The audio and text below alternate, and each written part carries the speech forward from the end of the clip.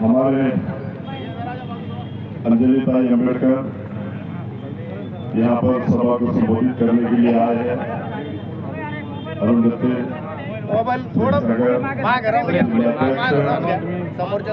हमारे जिलाध्यक्ष हमारे मराठवाड़ा के जफर मंच पर बैठे हुए सभी मान्यवर और यहाँ आए हुए सभी मेरी माताएं बहनें, सभी को मेरा जय भीम, जय भीम, जय भीम। आज हिंदुस्तान में लोकसभा के इलेक्शन होने जा रहे हैं।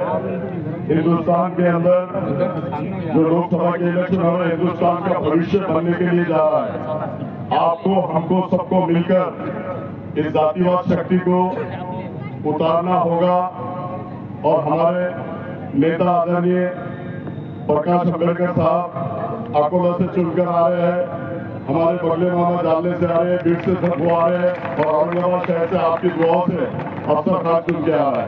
क्योंकि जातिवाद शक्ति जो बैठी है वो संविधान को बदलने की बात करती है, हिंदू राष्ट्र बनाने की बात करती है, एनआरसी लाने की बात करती है। तो हमको और आपको मिलकर ये जातिवाद शक्ति को वहां से हटाना पड़ेगा। और प्रकाश अम्बेडकर साहब जब तक है, इस महाराष्ट्र के नेता, इस देश के नेता, ना तो ये संविधान बदल सकते जातिवाद शक्ति, ना एनआरसी ला सकती है। क्योंकि प्रकाश अम्बेडकर साहब एक ऐसे नेता है, वो सब समाज को साथ में लेके चलते हैं, चाहे मुस्लिम समाज का इश्यू हो, चाहे हमारे पैगंबर के बारे में कोई हो, उसके बाद में मुस्लिम आरक्षण के बारे में हो। बॉम्बे में उन्होंने भव्य मोर्चा निकाला था। उसके बाद में आपको बता दूं कि अभी जरांगे पाटिल बैठे, उनको भी आरक्षण मिलना चाहिए। हमारे नेता की एक ऐसी भूमिका है कि वो सब समाज को साथ में लेकर चलना चाहते हैं। धनगर समाज को भी उन्होंने, अनेक समाजों को उन्होंने यहाँ से उम्मीदवारी दी। और कांग्रेस और राष्ट्रवादी ने, आप देख लो पूरे महाराष्ट्र में जहाँ तक नजर जाती है, एक भी मुसलमान उम्मीदवार को उन्होंने दिया टिकट। और हमारे नेता प्रकाश अम्बेडकर साहब ने देखा होगा आपने, अनेक मुसलमानों को दिए टिकट दिया है उन्होंने। और मैं आपको ये बता दूं कि हमारे उम्मीदवार संदीप भुमरे, चंद्रकांत खैरे, और जिनको हमारे नेता ने सिर्फ सपोर्ट किया था, तो आपने इतनी बड़ी तादाद में वोटिंग करके 1.5 लाख वोटिंग करके उनको चुना कर लाया। और जब हमारे नेता की बारी आई, वो तो सरदार बन गए, उन्होंने इसे गोद में उठाया और बोला कि हम इनको महाराष्ट्र का सीएम देखना चाहते हैं, महाराष्ट्र का सीएम बनाना चाहते हैं। लेकिन वो चुन के आने के बाद में जब हमारे नेता का समय वक्त आया, तो वो अवैसी ने हमारे पीठ में खंजर घोंपा है। वो अवैसी को अपनी जगह बतानी पड़ेगी। वो चंद्रकांत खैरे 20 साल से यहाँ पर खासदार था, 5 साल से इम्तियाज अली खासदार था, लेकिन 25 साल में भाई मैं पूरा जिला और तालुके घूम रहा हूँ, लेकिन 25 साल में कोई विकास का काम इस तालुके में और जिले में और शहर औरंगाबाद में नहीं हुआ। इन्होंने सिर्फ अपना घर भरने का काम किया, अपना विकास किया और सबके साथ धोखा किया। दलित समाज के साथ धोखा किया, हमारे नेता के साथ धोखा किया, मुस्लिम समाज के साथ धोखा किया। और मुस्लिम समाज के नौजवान साथियों को रमजान के महीने में ये खासदार होता है कि बटन के नशे में आके नौजवान साथियों ने पुलिस की गाड़ी चलाई, पुलिस पे पथराव करा। कितनी शर्म की बात है, कितनी गलत बात है कि ये जिनके वोटों पे छूट के आया, दलित समाज के वोटों पे छूट के आया, मुस्लिम समाज के वोटों पे छूट के आया, और इनको बदनाम करने का काम करता है। इसको अपनी जगह बताने का काम आपको और हमको मिलकर करना पड़ेगा। और आपने देखा होगा कि 3 समस्या ग्रामीण में बहुत है, तालुकों में बहुत है, पानी की, बिजली की और स्कूल की। ये 3 समस्या तालुकों में और हमारे शहर में, शहर औरंगाबाद में पानी का बहुत बड़ा प्रॉब्लम है। 8 दिन, 10 दिन, 12 दिन में पानी आता है। तो मैं, अगर आप लोग मुझे चुप कर देते हैं तो तालुकों की जो 3 समस्या पहले साल में हल कर दूंगा, ऐसा मैं आपको वादा करता हूँ। और शहर में जो, औरंगाबाद शहर में जो 8 दिन, 10 दिन, 12 दिन में पानी आ रहा है, उसको भी मैं 1 साल के अंदर हल करूंगा। क्योंकि गवर्नमेंट के पास पैसा बहुत है, ये जातिवाद शक्ति के पास पैसा बहुत है, उसको खींच कर लाने वाला चाहिए, लेकिन हमारे पास जितने भी खासदार होंगे, चंद्रकांत खैरे हो या इमाम का ये खासदार हो, इन्होंने सिर्फ अपना घर बनने का काम किया, लोगों को सुविधा देने का काम उन्होंने किया ही नहीं। लेकिन अफसर खान आप लोगों से वादा करना चाहिए के सामने कि 1 साल के अंदर ग्रामीण की और शहर की समस्या हल नहीं करूंगा तो मेरा नाम बदल देना। राष्ट्रवाद अमित शाह अभी बोल रहा है कि सामान्य नागरिक कायदा लाऊंगा, मोदी बोल रहा है कि मैं कायदा लाऊंगा। अरे भाई मोदी, तू रहेगा तो लाएगा ना, अमित शाह तू रहेगा तो लाएगा ना। आप तुम्हारे को टाटा वादा करने का टाइम और समय और वक्त आ गया।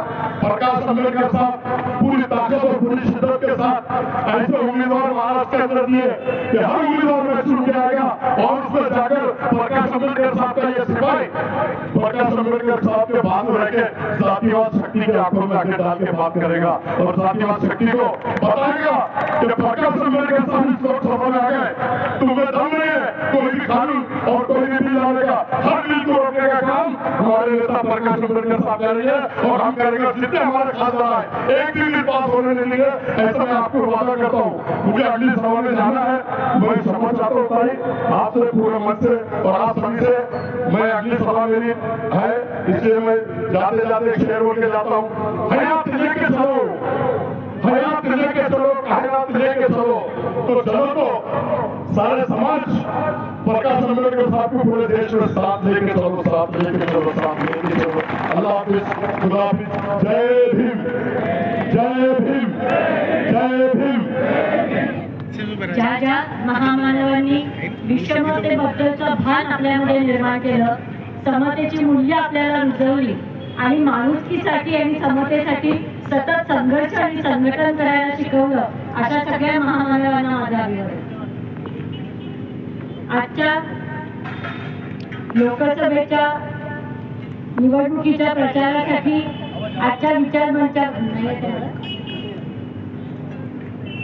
आपले वंचित बहुजन आघाडीचे उमेदवार अफसर खान यांच्या प्रचारासाठीच्या सभेसाठी उपस्थित असलेले, विचारमंचावरती माझ्याबरोबर उपस्थित असलेल्या वंचित बहुजन आघाडीच्या महिला आघाडीच्या राज्याच्या महासचिव अरुंधती रशीद साठ, तसंच आपले उमेदवार अफसर खान, सय्यद जाफर, विचारमंचावर उपस्थित असलेले महेश नाळे, जिल्ह्याचे अध्यक्ष योगेश बन, लताताई बामणे, जयाताई सदावर्ते, अंजन साळवे, महेश महापुरे, SP हिवराळे, सतीश महापुरे, अनिल थोरात, गणेश गाडेकर आणि तसंच वंचित बहुजन आघाडी, समता सैनिक दल, सम्यक विद्यार्थी आंदोलन आणि वंचित बहुजन आघाडीच्या तिन्ही शाखांचे आणि फुले आंबेडकरी विद्वत सभेचे आजच्या कार्यक्रमासाठी उपस्थित असलेले सगळे सहकारी, येणारी निवडणूक खूप महत्वाची आहे हे आपल्यापेक्षा इतर कोणीच जाणत नाही। इथे भाजप पुन्हा प्रचंड ताकदीने सत्तेमध्ये आलं तर संविधान बदलेल आणि संविधान बदलण्याचा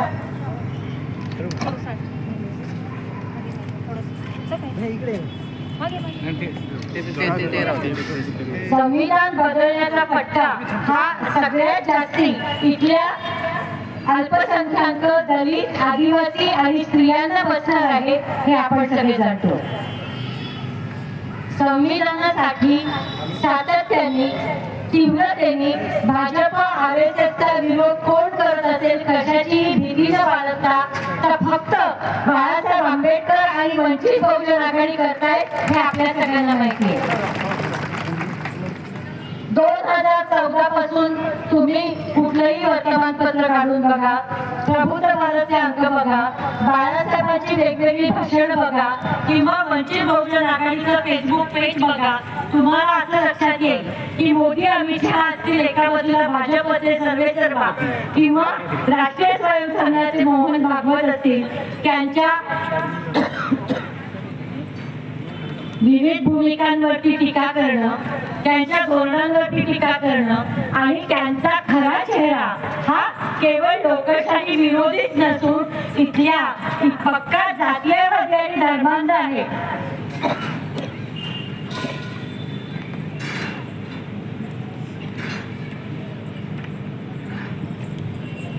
हे सातत्याने दाखवून देण्याचा प्रयत्न जर कोणी केला असेल तर तो बाळासाहेब आंबेडकर करतायत।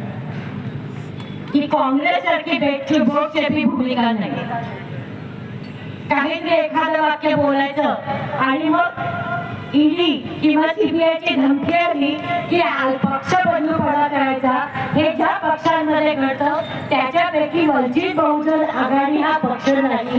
कारण या यंत्रणांची भीती वाटावी असं आपल्या पदाधिकाऱ्यांचं राजकीय वर्तन नाही, आर्थिक वर्तनही नाही आणि सामाजिक वर्तनही नाही. आज बिनदिक्कतपणे भाजपचा खरा चेहरा आपण लोकांच्या समोर आणू शकतो. बिनदिक्कतपणे मोहन भागवतांना आव्हान देऊ शकतो. कारण या यंत्रणा आपलं काहीही बिघडवू शकत नाही. इतकं स्वच्छ चारित्र्य आणि इतकं स्वच्छ राजकीय वर्तन आज वंचित बहुजन आघाडीचं आणि वंचित बहुजन आघाडीच्या सगळ्या पदाधिकाऱ्यांचं. आणि म्हणूनच खऱ्या अर्थाने भाजप आणि RSSला जर कोणाला विरोध करायचा असेल, महायुतीच्या संदर्भात ताटपणाने कोणी उभं राहू शकत असेल तर ती फक्त वंचित बहुजन आघाडी इथे उभी राहू शकते हे आपल्याला माहिती आहे.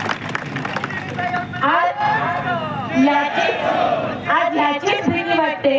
म्हणून महाविकास आघाडी कुठेतरी संविधानाचा बागुलबुवा आपल्यासमोर उभी करते आणि आपल्या सगळ्या जनतेला दाखवायचा प्रयत्न करते की संविधान वाचवायचं असेल तर महाविकास आघाडीला मदत करावं करता. अरे ह्याच काँग्रेसनी भाजपला सत्तेत बसवण्यात मदत केली आहे हे आपण लक्षात ठेवलं पाहिजे. मला मागे कोणीतरी असा प्रश्न विचारला होता की महाविकास आघाडीला मदत नाही केली, महाविकास आघाडीच्या पाठीमागे आपण उभं राहून लागलो तर दलित, मुस्लिम, आदिवासी समाजाचं काही खरं नाही. एकेकाळी महाविकास आघाडीची वोट बँक हे समूह होते. हे वोट बँक त्यांनी का गमावले याचा विचार आज महाविकास आघाडीने करायचा आहे. कारण आपली मतं घ्यायची, आपला पाठिंबा घ्यायचा, कायम एक RSS भाजपचा बागुलबुवा उभा करायचा, आपली मतं घ्यायची, पण सत्तेमध्ये आपल्याला वाटा द्यायचा नाही. हे राजकारण सातत्याने महाविकास आघाडीचे घटक पक्ष इथे करत आलेले आहेत आणि त्याच्याशी संघर्ष करण्याची ताकद कोणाची आहे तर ती आपली आहे. आज वंचित बहुजन आघाडीवरती एक कायम अशी टीका केली जाते की उमेदवार जाहीर करताना तुम्ही जाती का जाहीर करताय. आज आपण जाती जाहीर करण्याचा दबदबा निर्माण अशासाठी होतोय कारण छोट्या छोट्या जातींना राजकीय प्रतिनिधित्व देणं किंवा छोट्या छोट्या जातींना राजकीय सत्तेच्या प्रवाहात आणण्याचं ताकद ही फक्त वंचित बहुजन आघाडी करू शकते.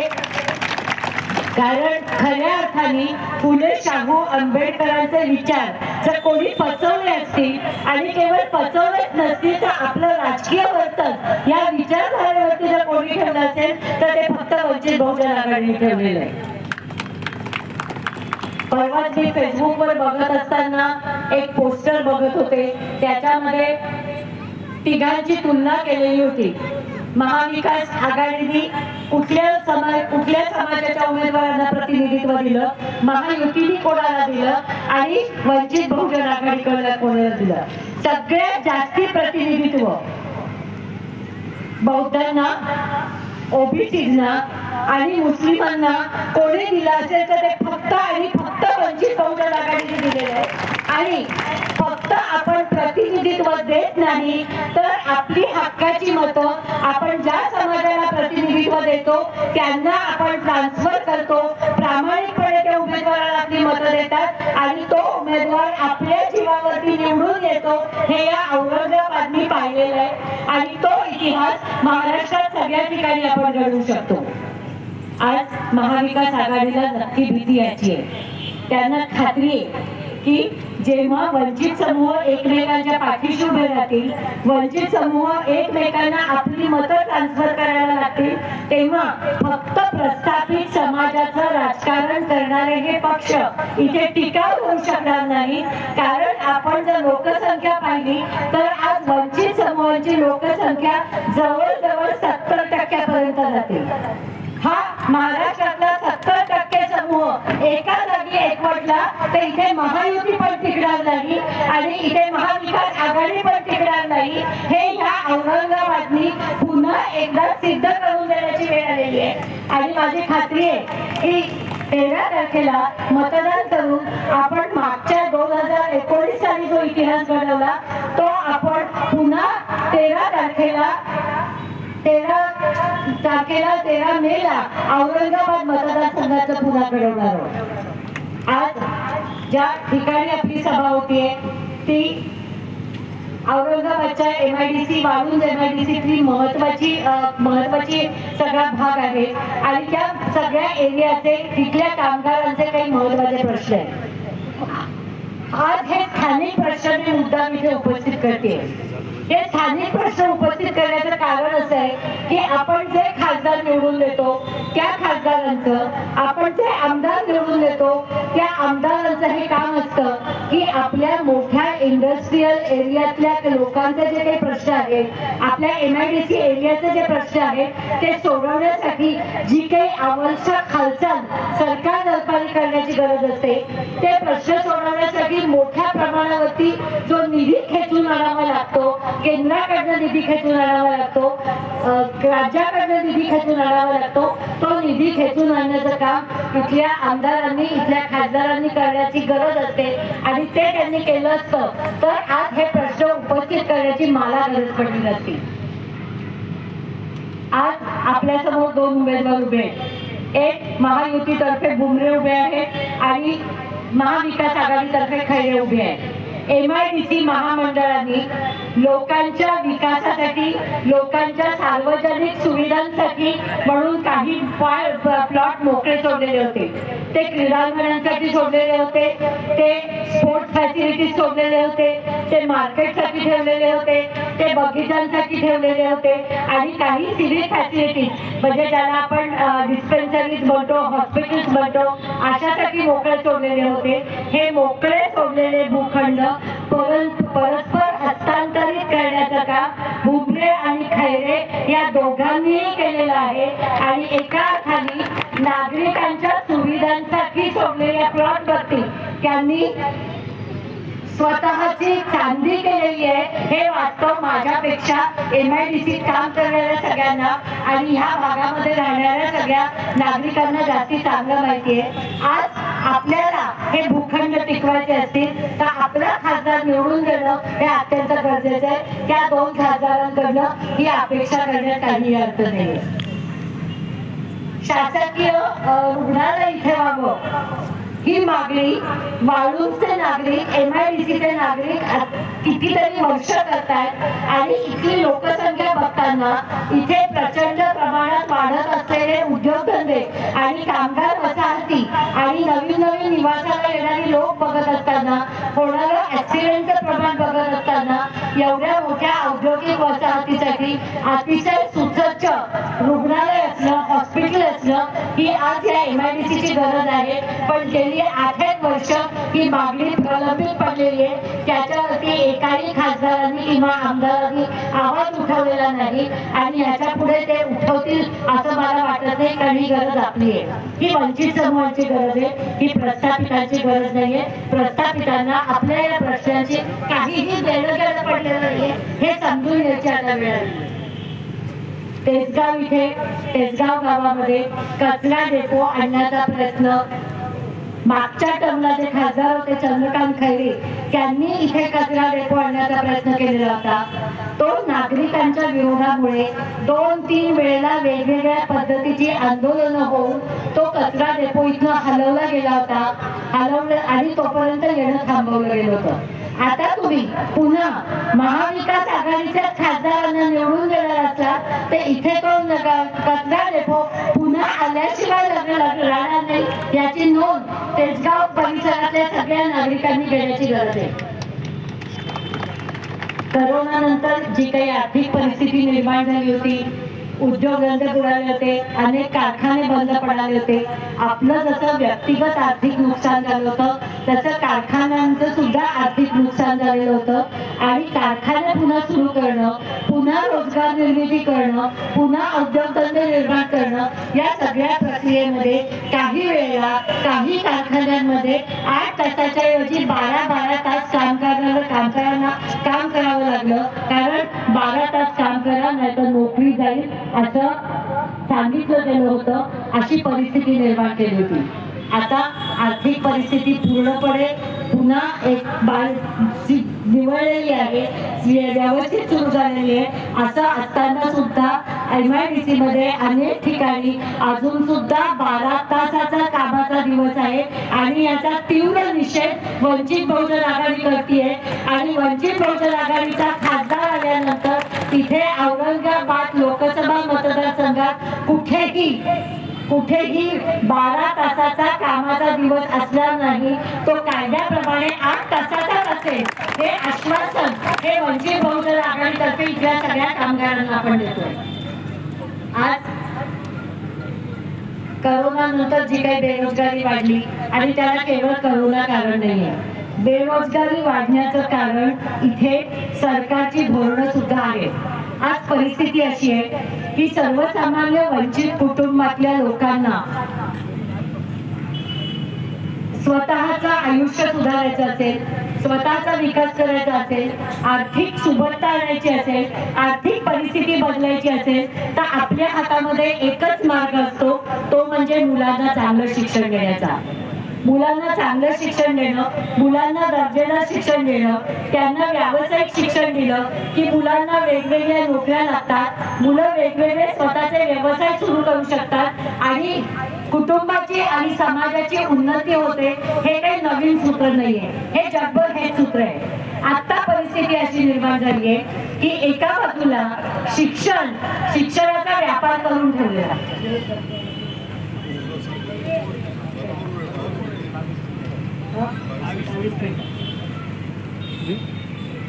शिक्षण हा एकमेव मध्यमवर्गीय, निम्न मध्यमवर्गीय कुटुंबांसाठी, गरीब कुटुंबांसाठी, वंचित समूहांसाठी एकमेव मार्ग असतो आपली परिस्थिती बदलण्याचा.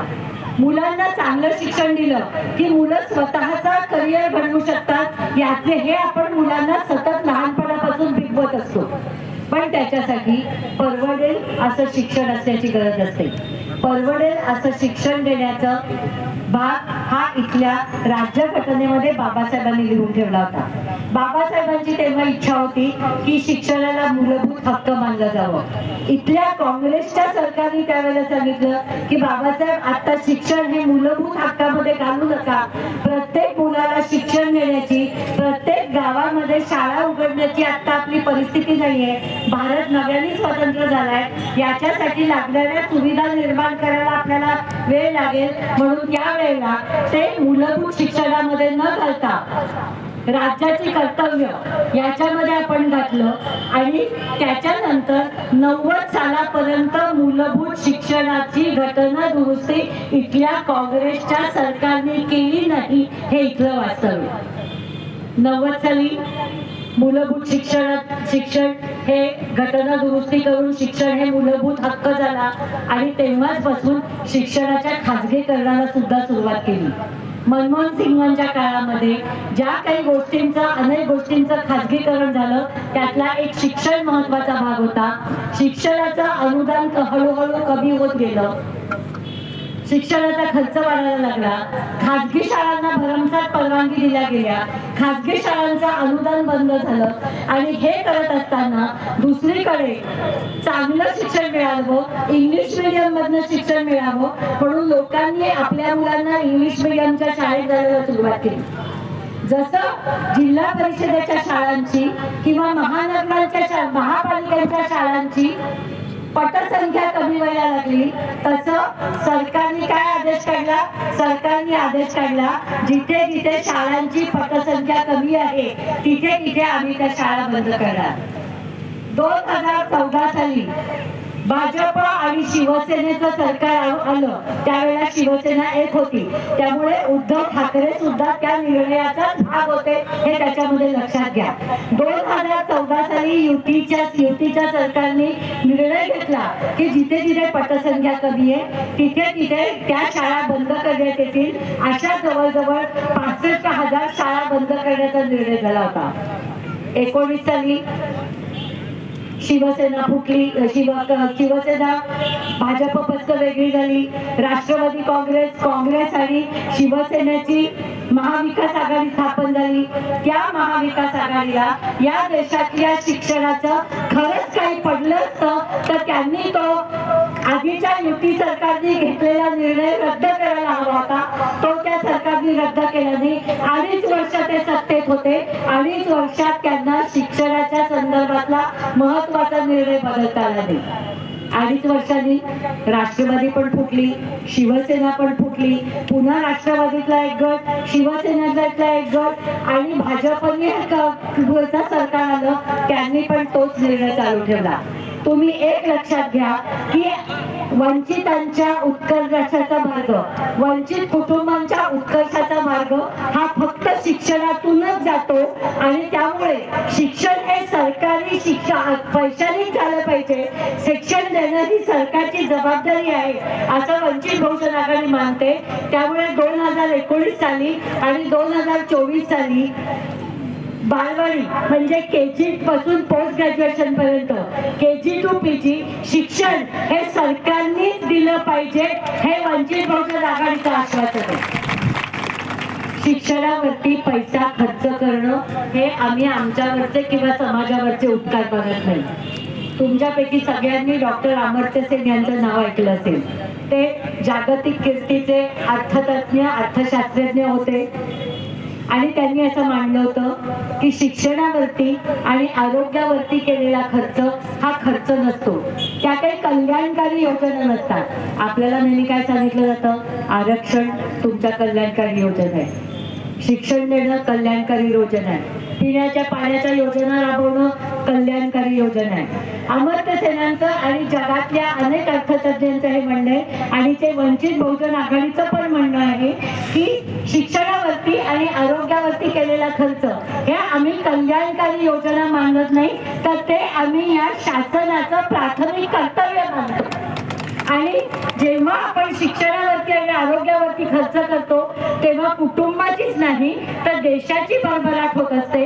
कारण शिकलेला युवक, शिकलेली युवती, तंत्रज्ञान अवगत केलेलं तरुण पिढी ही त्या देशाच्या आर्थिक उत्पन्नामध्ये भर घालत असते आणि त्याच्यामुळे हा वंचित बहुजन आघाडीचं आश्वासन आहे की वंचित बहुजन कायमस्वरूपी मुलांना, ते कुठल्याही जातीचे असो, कुठल्याही धर्माचे असो, कुठल्याही भाषेचे असो किंवा कुठल्याही आर्थिक परिस्थितीत आलो असतील, मुलांना आणि मुलींना त्यांना हवं ते शिक्षण देणं ही सरकारची जबाबदारी राहील. याचा पाठपुरावा कायम वंचित बहुजन आघाडीकडे केला जाईल. आज अफसर खानजी इथे नाहीये, पण मी त्यांच्या वतीने हे आश्वासन देते की ते खासदार म्हणून पार्लमेंटमध्ये गेल्यानंतर शिक्षण, आरोग्य, पिण्याचं पाणी आणि भौतिक सुविधांचा विकास औरंगाबाद मतदारसंघात व्हावा हे त्यांचे महत्वाचे आग्रह राहतील.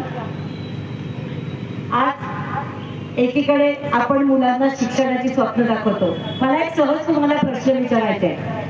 आपल्यापैकी किती लोकांना असं वाटतं की आज आपण जो व्यवसाय करतोय, जी नोकरी आहे तीच आपल्या मुलांनी करावी, त्याचा त्यांनी हात वर करा.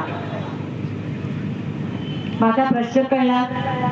आपण जो व्यवसाय करतोय तोच आपल्या मुलींनी किंवा मुलांनी करावा असं इथे बसलेल्यांपैकी किती जणांना वाटतं? फक्त 8 हात वर केले. याचा अर्थ इतरांची अशी इच्छा नाहीये की आपण आपल्या मुलांनी ह्याच व्यवसायात राहावं. त्यांची अशी इच्छा आहे की आपल्या मुलांनी चांगलं शिक्षण घ्यावं, चांगल्या नोकऱ्या घ्याव्यात आणि वेगवेगळ्या पद्धतीने जास्ती पुढे जावं. आपल्याकडे कित्येक जण मुलांना स्पर्धा परीक्षांना बसवा आणि सरकारी अधिकारी व्हा ही स्वप्न दाखवत असतात. बरोबर मी बोलतेय ते. पण आज जेव्हा ही स्वप्न पुरी व्हायची वेळ येतात, मुलं शिकतात, चांगली प्रगती करतात, स्पर्धा परीक्षांना सुद्धा बसतात, त्याच्याकरता दिवस रात्र जागून एक करतात, तेव्हा आपलं सरकार GR काढतं की याच्या पुढे सरकार परमनंट नोकऱ्या देणार नाही, कॉन्ट्रॅक्ट वरती अभिनय. पोरांनी ग्रॅज्युएशन आणि पोस्ट ग्रॅज्युएशन पर्यंत आयुष्याची वर्ष घातलेली असतात. त्याच्या पुढे 2 वर्ष मानेवर खडा ठेवून ते स्पर्धा परीक्षांची तयारी करतात, त्यात यशही मिळवतात. यश मिळाल्यानंतर सरकारी नोकरी आपोआप लागते का? त्याला वर्ण काहीतरी ठेवावं लागतं. म्हणजे मी आठवते की माझ्या तरुण वयामध्ये सरकारी नोकरी लागायची असेल तर टेबलाखालनं द्यावी लागतं असा शब्दप्रयोग होता. आता तर परिस्थिती अशी आहे की प्रत्येक नोकरीचे दर जगजाहीर झालेले आहेत आणि ते दर पूर्ण केल्याशिवाय काही नोकरी लागत नाही. एवढं सगळं करून ती नोकरी किती वर्षासाठी लागणार? 1 वर्षासाठी, कारण ते 1 वर्षाचं कॉन्ट्रॅक्ट असेल.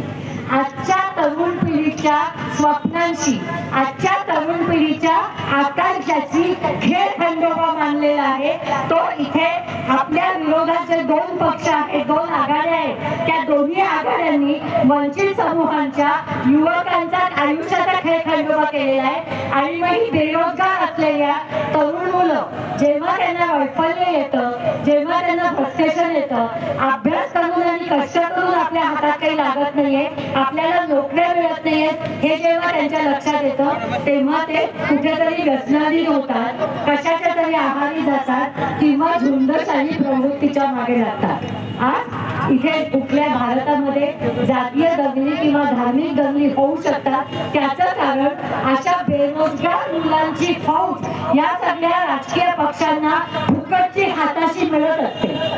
आज इथे जातीयवाद संपवायचा असेल, इथल्या जातीय आणि धार्मिक दंगली संपवायच्या असतील तर आज तरुण मुलांच्या हाताला काम मिळण्याची आणि प्रत्येक युवक युवतीला रोजगाराची संधी मिळण्याची गरज आहे. आणि ती जेव्हा मिळेल तेव्हाच महाराष्ट्रातल्या समान वंचितांचं आयुष्य हे खऱ्या अर्थाने बहुजन हिताय बहुजन सुखाय या दिशेने जाणार आहे आणि तोच आपला मार्ग असला पाहिजे, तीच आपली वाटचाल असली पाहिजे. आज मला खूप लोकांनी आतापर्यंत सांगितलंय, म्हणजे हा फक्त औरंगाबाद किंवा वाळूंज MIDCचा मुद्दा नाहीये, अनेक MIDCचा हा मुद्दा आहे की असं म्हटलं जातं की खाजगी क्षेत्रामध्ये जातीयवाद केला जात नाही. प्रत्यक्षामध्ये कारखान्यांमध्ये नोकर भरती करताना सुद्धा त्याच्या काही एजन्सीज असतात, काही लोकांना त्याचं कॉन्ट्रॅक्ट दिलेलं असतं आणि ते बरोबर स्वजातीय युवकांनाच नोकऱ्या मिळतील हे त्याच्यामध्ये बघत असतात. आणि त्याच्यामुळे वंचित बहुजन आघाडीची ही पण एक मागणी आपण सातत्याने म्हणतोय की आरक्षण तर टिकलंच पाहिजे, पण त्याच्याच बरोबर संपूर्ण खाजगी क्षेत्रामध्ये सुद्धा आरक्षणाच्या सारखा काहीतरी मार्ग आणल्याशिवाय इथल्या वंचितांचं आयुष्य वेगळ्या दिशेने जाणार नाहीये याची सुद्धा आपल्याला जाणीव आहे. आज जे काही मी मुद्दे मांडतीये मग त्याच्यात काही मुद्दे आहेत स्थानिक वाळूंचे मुद्दे आहेत, MIDCचे मुद्दे आहेत. आज इथे सार्वजनिक सुविधा कमी आहेत, इथे सुसज्ज रुग्णालय नाहीये, इथे स्मशानभूमी करता जागा उपलब्ध करून दिलेली नाहीये. आणि हे जे सगळे प्रश्न आहेत या प्रश्न जेव्हा खासदार त्याच्यामध्ये लक्ष घालतात आणि पाठपुरावा करतात त्यावेळेला हे प्रश्न सोडवणं खासदारांच्या सहजपणे आपल्या हातात असतं. आणि ह्या प्रश्नांमध्ये वंचित बहुजन आघाडी आपली सीट निवडून येवो किंवा न येवो या सगळ्या स्थानिक प्रश्नांमध्ये वंचित बहुजन आघाडी निश्चितपणे लक्ष घालणार आहे.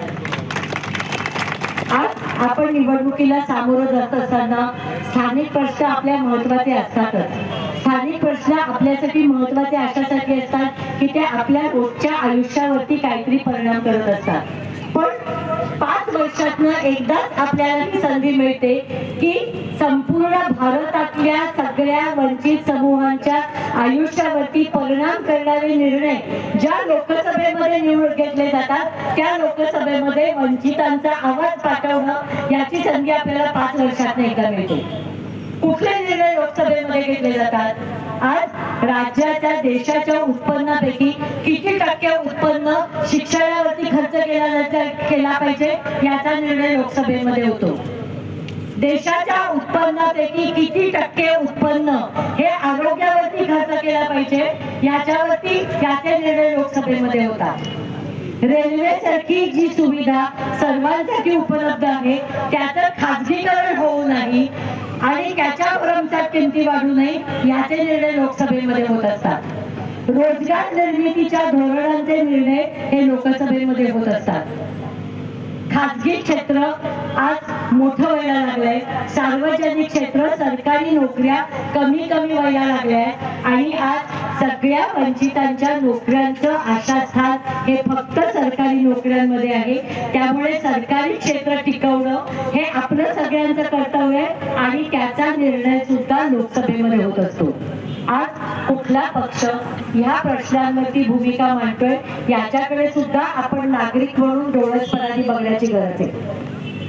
धर्म, जात या सगळ्या गोष्टी निवडणुकीच्या वेळेला तापवल्या जातात. आपण भावनेच्या भरामध्ये येऊन मतदान करतो आणि पुढची 5 वर्ष आपल्या हिताचा कुठलाच निर्णय लोकसभेमध्ये होत नाही हे आपल्या लक्षात येतं. माझी तुम्हाला सगळ्यांना विनंती आहे की येणारी लोकसभेची निवडणूक ही या अर्थाने आपल्याला आतापर्यंत संविधानाने जे जे दिलं ते टिकवण्यासाठी, कारण संविधानाने आपल्याला कल्याणकारी राज्य दिलं, संविधानाने शिक्षण हा इथल्या लोकांचा हक्क आहे हे मानलं, संविधानाने आपल्याला समता दिली, संविधानाने एका फटकाऱ्यानिशी हजारो वर्ष आपल्या वाट्याला येत असलेलं जे जिणं होतं ते संपवलंय, संविधानाने आपल्याला संरक्षण दिलंय, संविधानाने आपल्याला आत्मसन्मान दिलाय, संविधानाने आतापर्यंत आपल्याला जे जे दिलं त्या संविधानाला आता आपल्या संरक्षणाची गरज आहे. आणि हा संरक्षणाचा आवाज, संविधान टिकवण्याचा आवाज प्रामाणिकपणे पोटतिडकीने फक्त आणि फक्त वंचित बहुजन आघाडीच लोकसभेमध्ये उतरू शकते हे लक्षात घ्या. आणि येणाऱ्या 13 तारखेला ताकदीने लोकसभेच्या निवडणुकीसाठी मतदान करा. मी तुम्हाला मतदान करा इथे समोर बसलेल्या नागरिकांना सांगत असलेली आहे, कारण तुम्ही आजच्या सभेला उपस्थित राहिलात, तुम्ही वंचितचे सगळे सक्रिय कार्यकर्ते आहात. आज 6 तारीख आहे, आपल्या हातामध्ये अजून 7 दिवस शिल्लक आहेत, 6 दिवस शिल्लक आहेत. आपल्या प्रत्येकाच्या ओळखीचे किमान 100 लोक असे आहेत की जी महाविकास आघाडीला किंवा महायुतीला मतदान करणार आहेत की ओळखीची. आपल्या परिचयाच्या लोक कोणाला मतदान करतात हे आपल्याला माहिती असतं का नसतं? हो का नाही? त्यात महाविकास आघाडीला कोण मतदान करणारे माहिती असतं? माहिती असतं. आपले सहकारी असतात, नातेवाईक असतात. आपलं काम असं आहे आपल्या प्रत्येकाने पुढच्या 7 दिवसामध्ये महाविकास आघाडीला किंवा महायुतीला जाणारी 20 मतं वंचित बहुजन आघाडीकडे वळवायची आहे. आणि माझी खात्री आहे 4 जूनला आपण इथे मोठ्या प्रमाणावरती विजयाची सभा घेऊ शकू. आपण सगळेजण सभेसाठी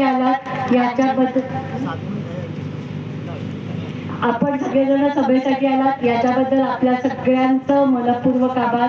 आजची सभा यशस्वी करण्यामध्ये ज्या ज्या सगळ्या लोकांनी सहकार्य केलंय अशा सगळ्या संघटना, कार्यकर्ते यांचे मी मनपूर्वक आभार मानतेय. आणि पुन्हा तुम्हाला सगळ्यांना एक त्याच्यामध्ये विनंती करते की येणारा लढा हा वंचित समूहांच्या अस्तित्वाचा लढा आहे हे त्याच्यामध्ये लक्षात घ्या. आणि वंचित समूह एकत्र राहिले तर त्यांचा पराजय कोणीच करू शकत नाही. या ताकदीने पुढचे 6 दिवस आपण कामाला भिडायचं. आपल्याकडे संसाधनं कमी आहेत याची मला जाणीव आहे. ज्या पद्धतीने भपकेबाज प्रकार बाकीच्या 2 आघाड्यांचा युतीचा चालू आहे तो भपकेबाज प्रकार आपण करू शकत नाही. पण आपल्याकडे माणुसकी आहे, आपल्याकडे माणसांची यंत्रणा आहे, आपला एकमेकांशी संबंध आहे. जरा आपले फेसबुक अकाउंट कोणाकोणाचं आहे, व्हॉट्सअप कोण कोण वापरतं, मग जरा एक निर्णय करा. वंचित बहुजन आघाडीचा प्रचार प्रत्येकाने जसा फोनवरती फोन करून लोकांना भेटून करायचा आहे तसं प्रत्येक आपल्या तुमच्या फेसबुक वरती आणि तुमच्या व्हॉट्सअप वरती पक्षाचा प्रचार दिवसातनं किमान 3 वेळा झाला पाहिजे. हे आपण केलं तरी सुद्धा आपण 1 लाख लोकांच्या पर्यंत पोहोचू शकतो. करणार हे एक हात वर करून जोरदार हो म्हणूया. वंचित बहुजन आघाडीचा